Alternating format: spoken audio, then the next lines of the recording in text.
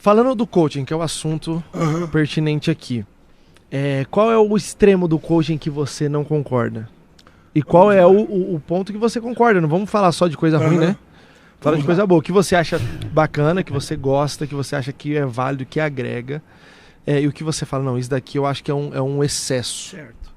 Vamos lá. Antes da gente iniciar o diálogo, vamos definir os termos.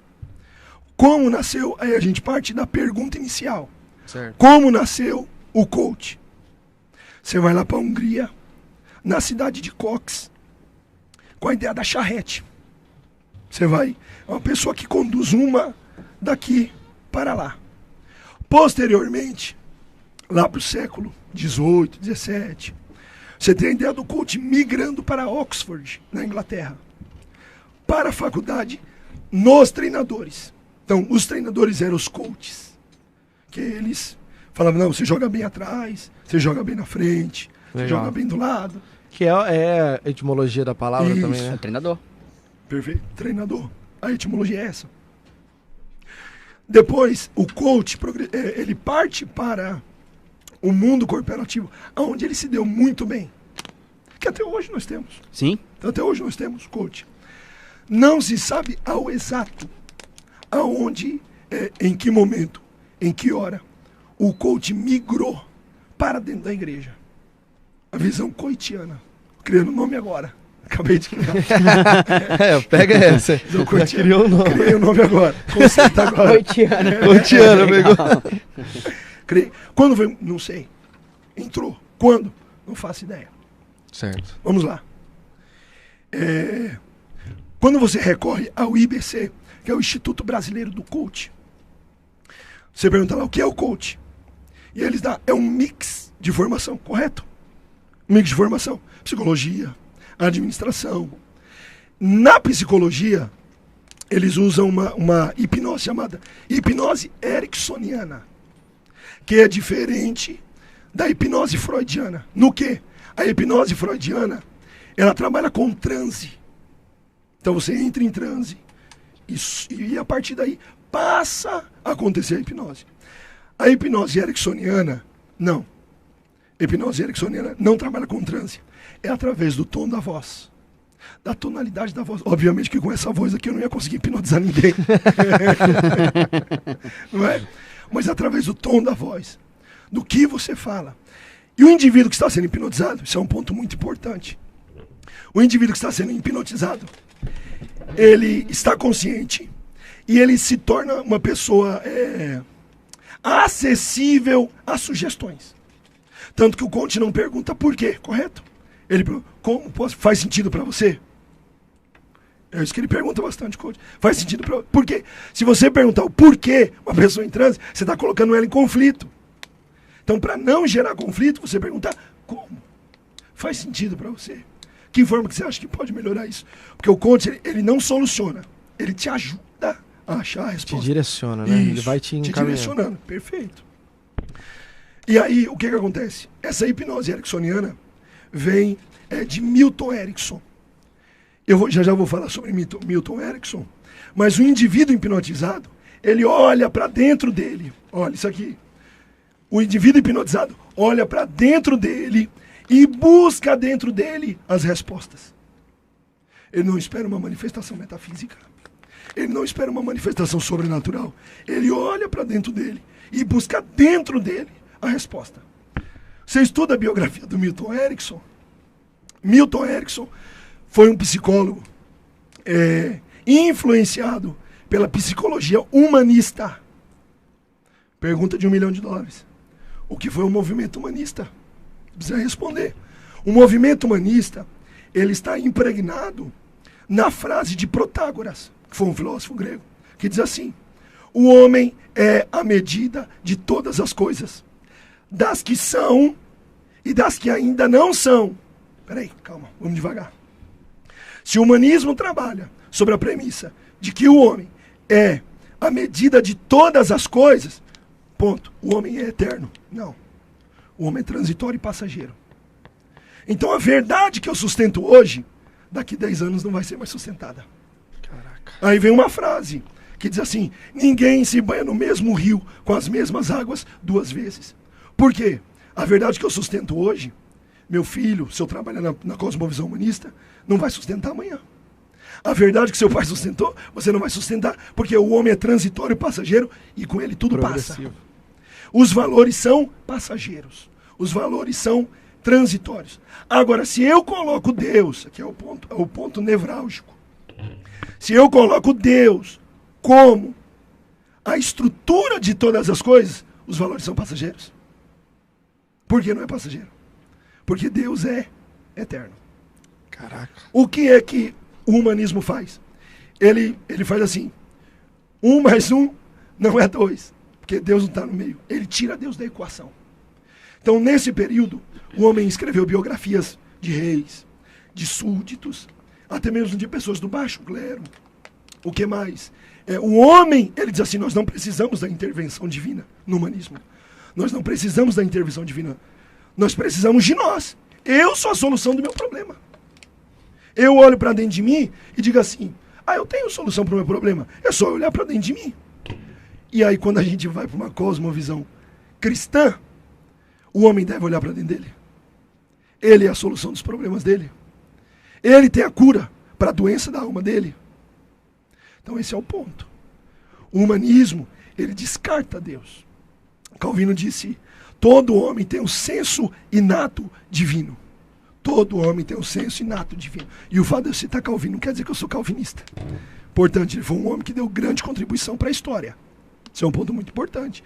Todo homem, ele tem um senso divino dentro dele. Então, se não for Deus a minha divindade, se ele não for minha divindade, eu vou colocar outra coisa.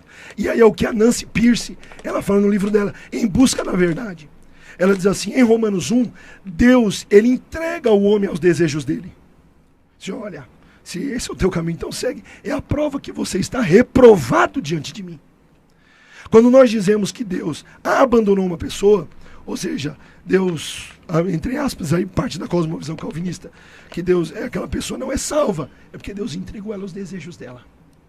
E se Deus te entregar os seus desejos, e você olhar para dentro de você, e você ver respostas em você, aonde entra Deus? Na história. Então, a história é muito importante, porque uma ideia nova pode ter sido uma ideia sustentada antigamente. Disse Tertuliano, quanto mais antiga uma verdade, e Tertuliano foi um pai da igreja, quanto mais antiga uma verdade, mais verdadeira ela é. Porque o novo surge como uma distorção, uma disfunção. Então, quando a gente parte dessa premissa, que são cosmovisões diferentes, são pontos totalmente diferentes, então, o humanismo sustenta uma coisa e o humanismo está eivado à hipnose ericksoniana, que é a que o coach utiliza. Tem relação com o evangelho? Esse é o meu ponto. E aí? Sobre? O que tu acha sobre isso que ele tá falando? Não, esse instituto que ele falou aí, o IBC Coach, não quero me ater a esse instituto. Mas o que o Douglas falou está profundamente alinhado e ajustado dentro da coerência. Porém, eu quero me ater ao coach integral sistêmico. Não ao IBC Coach. É diferente? São visões diferentes, métodos diferentes.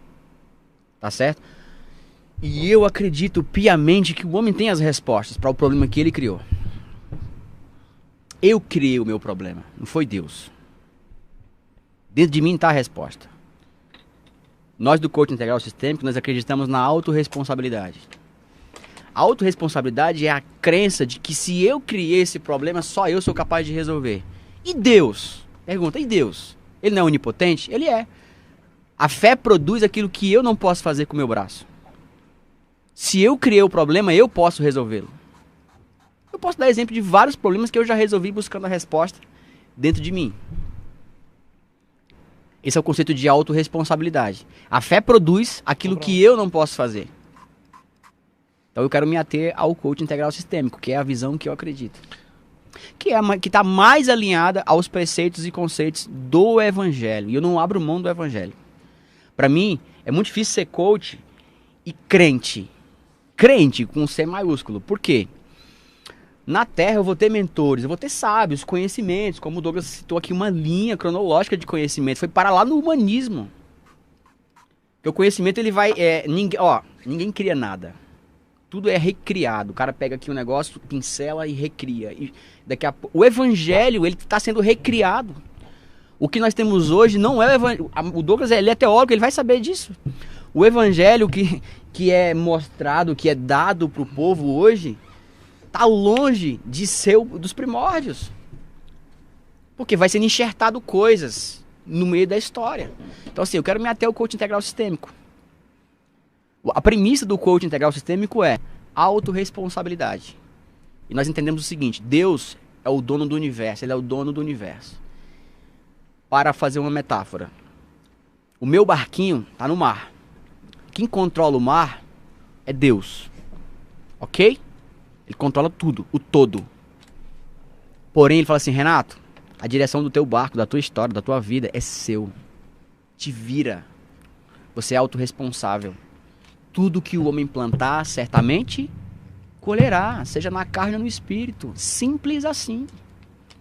O plantio, amigo, você que escolhe, a colheita é inevitável. Então, se eu criei o problema, Deus não vai resolver por mim. Eu criei uma dívida de 1 milhão, Deus não vai resolver por mim. Simples assim. É eu que tenho que buscar as respostas para os meus erros. No meu conceito, a fé produz aquilo que eu não posso fazer. A fé produz milagres. Milagres extraordinários. Mas o problema que eu criei, eu vou resolver. E aí, aí é onde vai fechar a conta. Nesse passo de autorresponsabilidade, aí até Deus me ajuda. Até Deus me ajuda, nesse passo de autorresponsabilidade. Não eu criar problema e colocar no colo de Deus. É muito confortável chegar para minha esposa e falar assim, você não tem a casa dos sonhos que você quer, porque não é a vontade de Deus para você e para mim. É muito mais confortável chegar para minha esposa e falar assim, nós estamos passando por isso hoje, porque é a vontade de Deus para nós. Peraí, que autoridade sou eu para dizer que é a vontade de Deus para minha vida? Eu não tenho autoridade para isso. Porque é mais cômodo eu não reconhecer a minha incompetência. É mais cômodo não reconhecer que eu não paguei o preço, que eu tomei caminhos errados, que eu me afastei dos primórdios, que eu me afastei dos valores e que eu fiz coisas erradas, que eu não estudei, que eu gerenciei mal os meus negócios.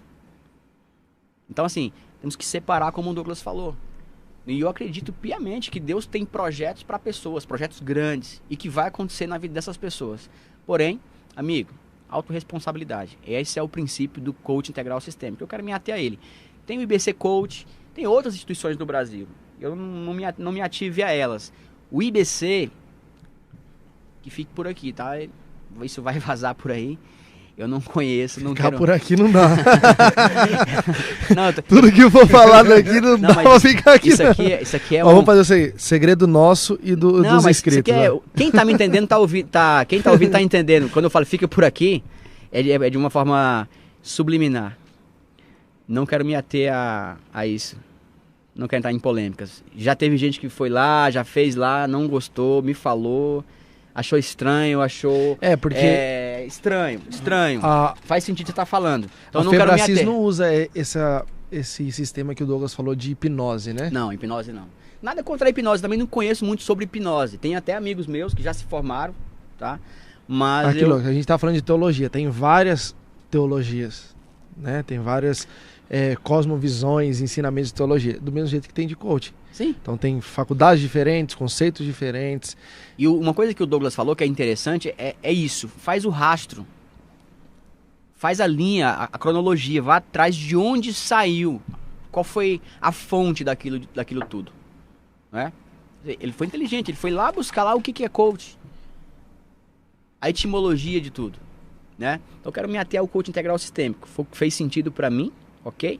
Está alinhado, na minha visão, aos valores cristãos, judaico-cristãos, do qual nós fazemos parte. Ninguém hipnotiza ninguém lá. A gente trabalha com metas, objetivos. Atendo cristãos, atendo ateu, atendo até o cara que acredita na pedra. Não tem nenhum problema. Quero ver como é que ele se relaciona com a pedra. Para mim é interessante entender isso. Respeitamos todas as pessoas, mas nós temos nossos valores. Nós temos os nossos valores.